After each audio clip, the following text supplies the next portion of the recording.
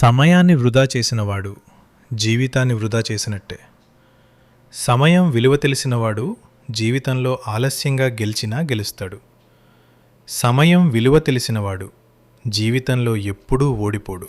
ఎంత ప్రతిభ ఉన్నా సమయపాలన పాటించనప్పుడు అతని ప్రతిభని రుపయోగంగా మారిపోతుంది.